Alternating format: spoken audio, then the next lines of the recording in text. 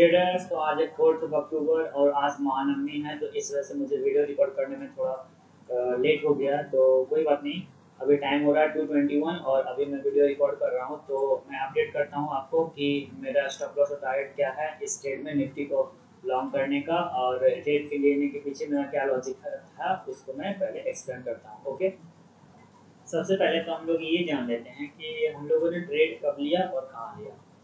तो आइए ऑर्डर्स में देखते हैं। तो सबसे पहले हम लोग का जो ट्रेड था, जो ट्रेड हम लोगों ने लिया वो 10 बजे लिया था और 17,246.95 पैसे पे। ओके, तो हम लोग देखते हैं कि हम लोगों ने ट्रेड कहाँ लिया था। चार्ट पे आते हैं, ठीक है। ये देखिए, हम लोगों ने ट्रेड लिया था 7246.95 पे, यहाँ पे ट्रेड लिया था और हम लोग का टाइमिंग था 10 o'clock इस पॉइंट पे हम लोग ने यहाँ पे लॉन्ग किया। निफ्टी को यहाँ पे लॉन्ग क्यों किया, इसके पीछे का रीजन बताता हूँ। तो इसके पीछे का रीजन समझने के लिए आप बड़े टाइम फ्रेम पे आइए। ओके, 1 डे का टाइम फ्रेम लगा देता है, सॉरी 30 मिनट्स का चार्ट में लगाता हूँ। देखिए, इसके पीछे का मेरा लॉजिक क्या था। सबसे पहले तो ये आप समझिए कि कल मार्केट कहाँ पे क्लोज हुआ, ये 16890 के आसपास क्लोज हुआ।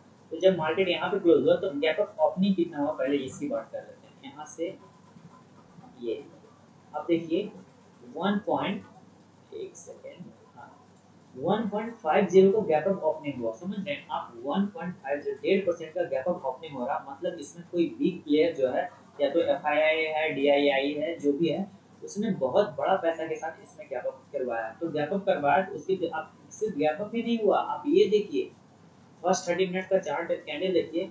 तो एक इसका हाई टूटा फर्स्ट डे, इसका हाई टूटा फर्स्ट 30 मिनट में। तो देखिए इसका हाई टूटा कि नहीं टूटा। देखिए सबका हाई का मैं पहले प्लॉट कर देता हूँ, सबका हाई क्या था। इस दिन का हाई ये था एक, ओके इसको पहले मैं डिलीट कर देता हूँ। एक, इसका हाई क्या था यहाँ पे 2, इसका हाई क्या था यहाँ पे 3, इसका हाई क्या था यहाँ पे 4, इसका हाई क्या था यहाँ पे 5, ठीक। और इसका जो हाई था वो यहाँ, ठीक है। इसको क्या अभी तक टच नहीं किया। इसकी बात अगर एक सेकेंड, इसको पहले मैं हटा देता हूँ, इसकी पहले बात करते हैं। अब देखिए 1 2 3 4 5, 5 दिन का जो 5 ट्रेडिंग डे था, तो पांचों ट्रेडिंग डे का जो हाई था उसको इसने 30 मिनट के कैंडल में ब्रेक कर दिया। ओके, अब इन सबको हटा देता हूँ ताकि आपको क्लियरली दिख सके।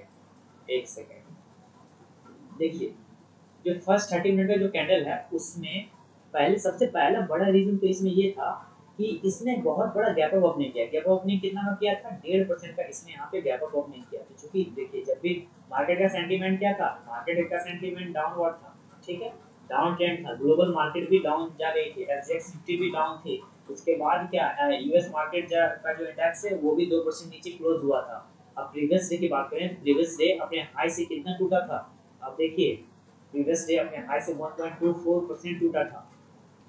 इसका मतलब क्या हुआ कि पिछला जो ट्रेडिंग डे था उस समय का मार्केट सेंटीमेंट डाउन था, मार्केट सेंटीमेंट डाउन ट्रेंड में था। उसके बाद नेक्स्ट डे जो आज ट्यूसडे को मार्केट ओपन हुए हैं, तो 1.5% का गैप अप ओपनिंग हुआ। तो 1.5% का सिर्फ गैप अप ओपनिंग ही नहीं हुआ, इस गैप अप ओपनिंग में आप देखिए कि सबसे पहले तो 30 मिनट्स का जो कैंडल था वो सस्टेन कर गया, वो बिल्कुल ग्रीन में और बिग कैंडल के साथ सस्टेन किया। सस्टेन करने के साथ ही 1 2 3 4 5 दिन का हाई इसने ब्रेक कर दिया, हाई को ब्रेक कर दिया। जब इसने हाई को ब्रेक कर दिया 5 दिन का 1.5% का गैप अप ओपनिंग है, तो एक चीज तो यहाँ पे मुझे क्लियर हो गया कि आज शेयर बाय में ही रहेगा। अगर इस शेयर स्टॉक बाय में, सॉरी अगर इंडेक्स बाय में नहीं रहता है तो ये कहीं कंसोलिडेट इसी जोन में कहीं ये कंसोलिडेट कर देगा। ये तो दिमाग से पहले ही खत्म हो गया था कि आज स्टॉक गिरे, सॉरी इंडेक्स गिरेगा भी। इंडेक्स आज नहीं गिरेगा, अगर इंडेक्स को कुछ नहीं करना होता तो ऊपर नीचे यहीं पे कंसोलिडेट करती। बट अगर इसे जाना है तो ये धीरे धीरे स्मूथली धीरे धीरे जाएगा, क्योंकि ऑलरेडी बड़ा पैसा इस गैप अप में लग चुका है। तो अब सडनली उतना पैसा एक साथ नहीं लग सकता। तो इस वजह से एक चीज तो क्लियर हो गई थी मॉर्निंग के फर्स्ट 30 मिनट्स में ही कि आज ट्रेंड जो है अपवर्ड रहेगा या फिर साइडवेज रहेगा, मींस मार्केट ग्रीन में ही क्लोज होगा इन एनी सिचुएशन। और जैसा कि हम लोग देख भी रहे हैं कि मार्केट बिल्कुल अप ट्रेंड में। ओके, क्योंकि फास्ट मूवमेंट नहीं है, अगर आप ऑप्शंस की बात करें तो यहाँ पे ऑप्शन जो सेलर होंगे वो पैसा कमाएंगे, ऑप्शन बायर पैसा नहीं कमाएगा, क्योंकि मार्केट बहुत टाइम ले रही है ऊपर जाने के लिए और मार्केट कंसोलिडेट कर रही है एक जोन।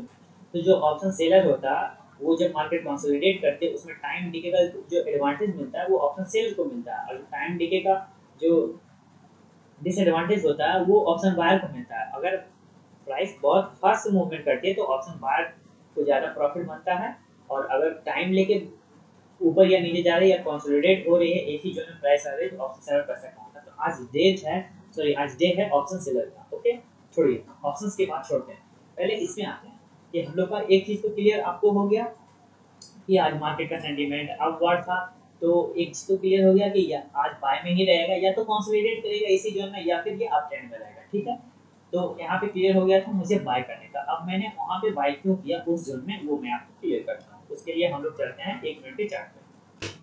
हम लोग बाय किए हैं 17,246.95 पे और हम लोग का टाइमिंग था 10 बजे। Okay, 10 o'clock। तो हम लोगों ने यहाँ पे बाय किया, यहाँ पे हम लोग बाय किए, यहाँ पे हम लोग बाय किए, ठीक 10 बजे यहाँ पे हम लोग बाय किए, यहाँ पे हम लोग बाय किए। तो सिर्फ यहाँ पे ही बाय करने का रीज़न क्यों था, देखिए अब अगर आप 30 मिनट्स के चार्ट पे जाएंगे तो 30 मिनट्स का चार्ट देखिए। ओके, एक सेकेंड आपको पूरा क्लियर करूँगा मैं, 1 मिनट पहले मैं इसका हाई देख लेता हूँ। ओके, देखिए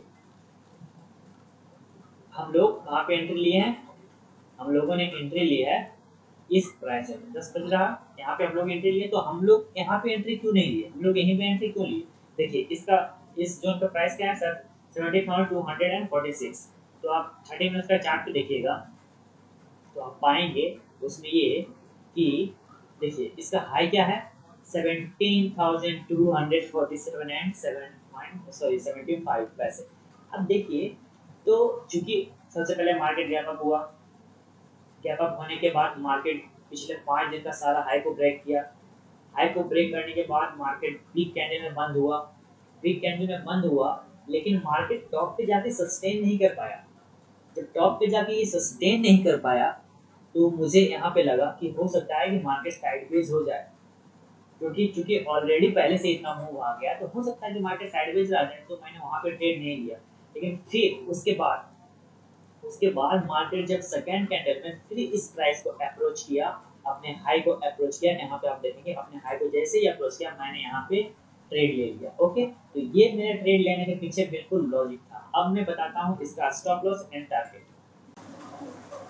ट्रेडर्स, तो ये टाइम हो गया मेरा स्क्वायर ऑफ करने का। तो सबसे पहले तो मैं इसे स्क्वायर ऑफ करूंगा, कंफर्म।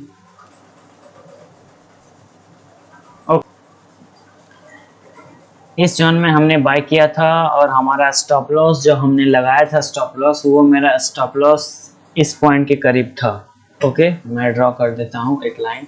ओके, तो हमारा स्टॉप लॉस कितने पॉइंट का था, हमारा स्टॉप लॉस था, अगर आप देखेंगे हाँ मैंने एंट्री लिया था और मेरा stop loss approx around 52 point का था। तो मेरा टारगेट होना चाहिए 104 पॉइंट का।